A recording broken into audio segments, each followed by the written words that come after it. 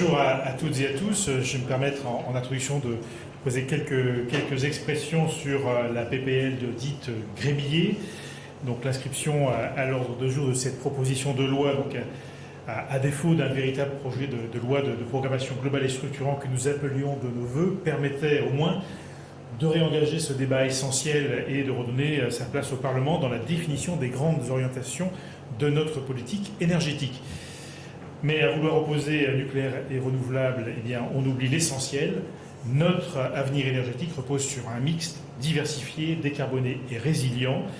Et pour un texte qui se voulait stratégique, eh bien, il rate sa cible, puisqu'il ne vous a pas échappé qu'il affaiblit nos filières, menace des milliers d'emplois et brouille notre trajectoire climatique. Pourquoi ? Parce qu'il est plein de contradictions, comme celui qui veut que nous instaurions un moratoire sur l'éolien et le solaire, tout en affichant un objectif ambitieux, je le rappelle, plus de 200 TWh sur les énergies renouvelables. Donc, ces incohérences, malheureusement, se sont accumulées et rendent aujourd'hui ce texte impossible à voter très clairement, puisqu'il renverrait un message absolument catastrophique, à la fois vers nos concitoyens, mais aussi vers les filières économiques qui travaillent notamment sur les énergies renouvelables. Alors, nous considérons que la politique énergétique de la France a besoin de lisibilité, de stabilité et de responsabilité. Et donc ce texte ne répond à aucun de ces impératifs. Donc c'est pour raison que nous voterons défavorablement tout à l'heure, dans le cadre du vote solennel qui sera proposé.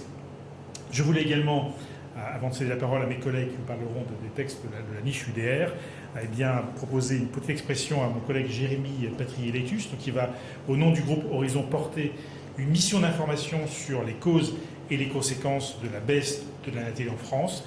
C'est un sujet qui nous est cher, sur lequel nous avons déjà travaillé par le passé en matière de diagnostic. Je pense notamment aux politiques sociales qui sont les nôtres, qui reposent sur un effet démographique. Il ne vous a pas échappé qu'aujourd'hui la question de la natalité remettrait en cause les principes à la fois de financement de la sécurité sociale, mais également la question des retraites. Donc, sans faire d'allusion au conclave à cet instant, je cède la parole à Jérémy.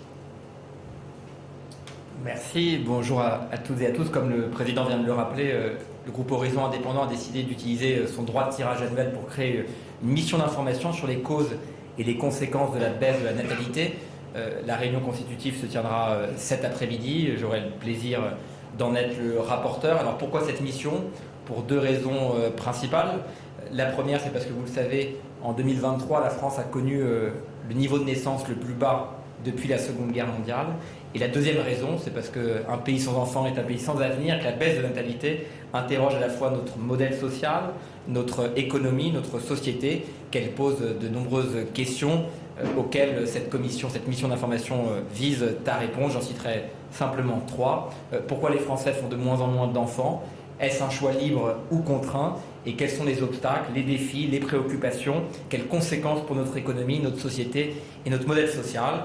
La baisse de la natalité, je veux le dire ici, ce n'est pas une bataille idéologique, c'est une urgence pour notre pays, un défi pour préparer son avenir, et c'est à toutes ces questions que cette mission d'information tentera de comprendre pendant les prochains mois. Nous espérons pouvoir travailler dès le début de l'été et pendant l'automne. Je vous remercie. Merci Jérémy. Anne, je t'en prie. Merci beaucoup. Avec mon collègue Xavier Albertini, donc on va vous donner les positions du groupe Horizon pour la niche UDR, 8 textes. Pour chacun d'entre eux, évidemment, une position claire du groupe Horizon.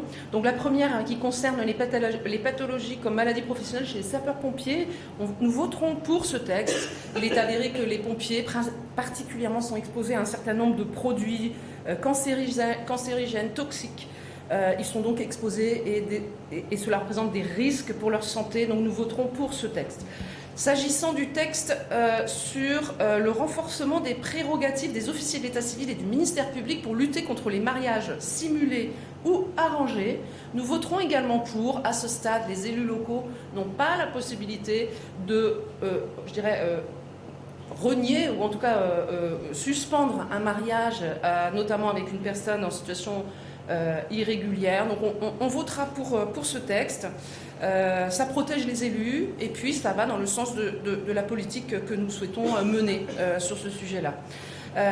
Sur le texte sur la relance d'une politique nataliste, je ne peux pas m'empêcher de faire un lien évidemment avec la mission d'information que va porter mon collègue Jérémy Patrier-Létus.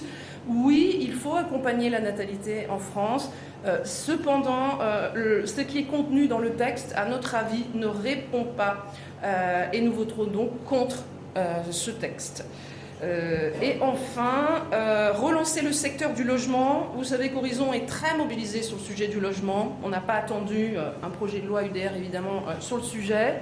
Mais ce que contient le texte ne correspond pas à notre vision, notamment la modification de l'impôt sur les plus-values immobilières, pourquoi pas, mais pas dans ce cadre-là, dans le cadre du PLF, qui donne lieu à un débat approfondi. Donc on n'est pas opposé sur le travail sur la fiscalité, évidemment, des plus-values immobilières, mais pas là, pas dans ce texte. Et concernant la remise sur le marché de manière débridée, je dirais totale, des logements non décents sur le plan énergétique pour répondre à un besoin de logement n'est pas quelque chose que nous soutenons. Oui, pour un assouplissement, mais là c'est pareil, ça s'étudie dans un texte et plus largement dans des projets de loi sur le logement et en lien avec la situation énergétique de ces logements. Je vous remercie. Bonjour à toutes et à tous. Donc, dans la continuité de la précédente présentation, les différents textes suivants sont, on imagine, examinés en fonction de l'ordre du jour. Le premier d'entre eux, le texte concernant la dénonciation des accords franco-algériens du 27 décembre 1968 et de celui de 2013. Sur cette proposition, le groupe Horizon Indépendant votera pour. Vous savez que Édouard Philippe avait déjà dénoncé ces textes et demandé à ce qu'ils soient revisités. Nous comprenons la difficulté que cela représente d'un point de vue à la fois juridique et diplomatique, mais il nous semble important de rendre plus symétriques les rapports entre l'Algérie et la France, et c'est pour cela que nous soutiendrons ce texte.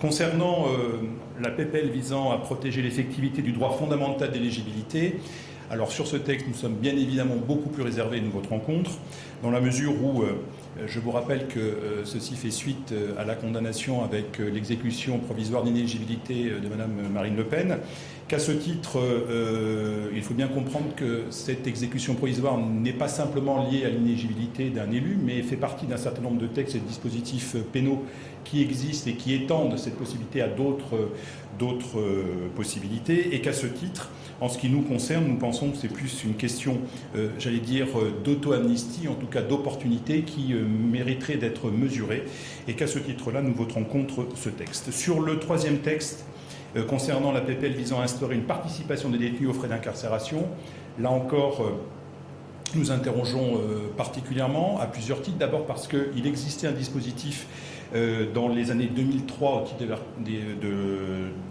du décret du 20 mars 2003 qui par la suite a été abrogé. Pour autant, les dispositions de l'époque portaient en particulier sur des détenus qui exerçaient une activité, et avec la particularité, et c'est l'une des raisons pour lesquelles ce décret a été abrogé, eh bien, parce que les sommes perçues auprès des détenus de l'époque tombaient dans la dimension publique, en tout cas le budget de l'État, et n'étaient pas directement destinées aux victimes dans le cadre d'une dimension réparatoire ou réparatrice.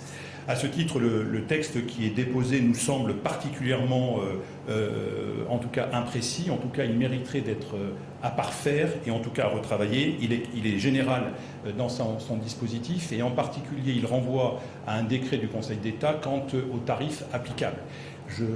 Cette technique-là n'est pas directement liée à la loi, ce qui nous paraît donc particulièrement inconfortable dans la réflexion. Je rajoute à ça que lorsque le décret 2003 a été publié, les dispositions, en tout cas la surpopulation carcérale n'était pas la même qu'aujourd'hui, et c'est pour cela que nous sommes particulièrement réservés, que pour l'instant le vote n'est pas fixé, mais que nous nous orientons plutôt sur un vote contre ou abstention. Enfin, sur la PPL visant à instaurer des peines planchées pour les crimes et délits commis contre les membres de la force publique, et les pompiers, je vous dirai de façon peut-être un peu triviale que l'original vaut mieux que la copie. Je rappelle en cela que le texte de Naïma Mouchou et le texte de Loïc Kervran ont été en partie, pour Naïma a été présenté 2 fois et pour Loïc Kervran ont été votés. Il se trouve que le texte qui est proposé, la proposition qui est proposée jeudi prochain, contient d'abord une restriction quant à l'étendue des personnes protégées qui seraient protégées par des crimes et des délits qui seraient commis contre les forces publiques, puisque là, on réserve, ce texte réserve aux forces publiques, et n'étant pas, comme nous l'avons fait, aux magistrats, au personnel des transports publics, aux avocats, enfin tous ceux qui sont directement en lien avec le public. Nous avons déposé à ce niveau-là un amendement. Et concernant la deuxième partie, c'est-à-dire sur la dimension plutôt développée et votée, d'ailleurs, je vous le rappelle, lors de la niche d'Horizon le 3 avril dernier, eh bien, le texte de Loïc Kervran est beaucoup plus large et prévoit des dispositifs et des dispositions qui seront beaucoup plus étendues. C'est pour cela que pour l'instant, sur ce texte-là et moyennant des évolutions importantes, nous serions dans l'abstention ou le vote contre. Je vous remercie. Merci pour ces présentations. Est-ce que vous avez des questionnements particuliers à nous proposer? Je vous en prie. Il faut parler au micro. Stanislas Noyer de l'aide de l'expansion, je voulais savoir quelle était votre position sur les résultats du conclave ou sur la situation actuelle. Alors à ce stade, je ne sais pas d'ailleurs s'il y a des résultats au niveau du conclave, puisqu'il ne vous a pas échappé que M. le Premier ministre recevait ce matin les principaux syndicats mobilisés. En tout cas, moi j'en attends une conclusion. Je pense que j'ai toujours été un grand défenseur du dialogue social et je pense que syndicats et patronat nous ont fait la démonstration par le passé qu'ils savaient s'entendre pour gérer en partie la question des retraites. Je pense à la complémentaire Agirc-Arrco, sur lequel ils ont su prendre en son temps des décisions difficiles au regard des enjeux démographiques que nous soulèverons. Et donc j'en attends en tout cas moi des conclusions et j'espère qu'effectivement les discussions d'aujourd'hui vont permettre en tout cas d'asseoir un certain nombre de dispositions que nous ferons fort de discuter ensuite le cas échéant dans le cadre de nos travaux législatifs. Aujourd'hui, François Bayrou tente un peu le tout pour qu'il y ait un accord entre partenaires sociaux. Qu'est-ce que vous pensez de cette méthode, de cette façon de reprendre la main sur le dialogue social en fin de séquence? Et est-ce que pour vous, c'est indispensable qu'il y ait un débat au Parlement, quoi qu'il sorte de ces discussions?